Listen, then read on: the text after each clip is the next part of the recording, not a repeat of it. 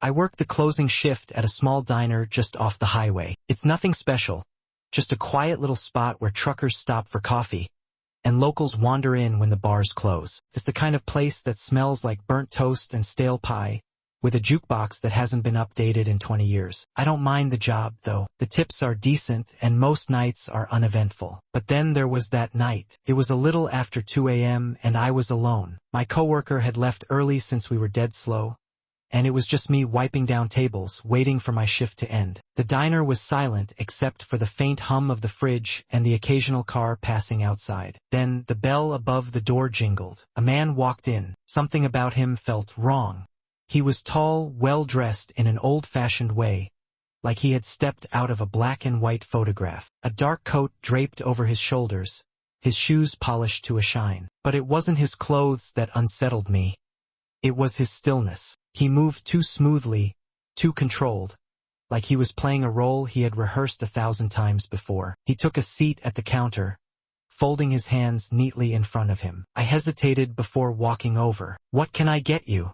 He didn't answer right away. Instead, he smiled just a little, just enough for me to notice that his teeth were too straight, too white, too perfect. "Coffee," he said finally. "Black." I nodded, pouring him a cup. As I set it in front of him, he tilted his head slightly. "Do you like working here?" It was such a normal question, but the way he asked it made my skin crawl. I forced a smile. "It pays the bills." He chuckled, taking a slow sip of his coffee. "That's a shame," he murmured. "You could do so much more." Something about the way he said it sent a chill up my spine. I busied myself wiping the counter, pretending not to hear. But then he asked, "What time do you get off?" I stopped wiping. I dealt with my fair share of flirty customers, but this felt different. I gave him a vague answer, something about my shift running late, hoping he'd drop it. He didn't. Instead, he reached into his pocket and pulled out something small, setting it on the counter. A business card. No name, no number, just an address. "I think you'd be perfect," he said. I didn't touch the card. I just stared at it, a cold weight settling in my stomach. That's when the lights flickered, just for a second, barely enough to notice. But when they came back on, the man was standing. I hadn't heard him move. He smiled again, nodding toward the card. "Think about it,"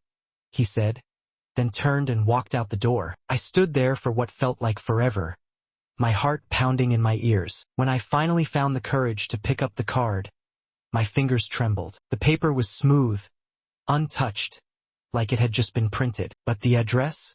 It was abandoned. I knew because it was right off the highway, an old warehouse that had been empty for years. I threw the card away and locked the doors early that night. But I swear, as I was driving home, I saw him standing beneath a streetlight, watching me pass. And when I glanced in my rearview mirror, he was gone. I never saw him again. But sometimes, when I'm closing up late at night, I hear the bell above the door jingle, and there's no one there.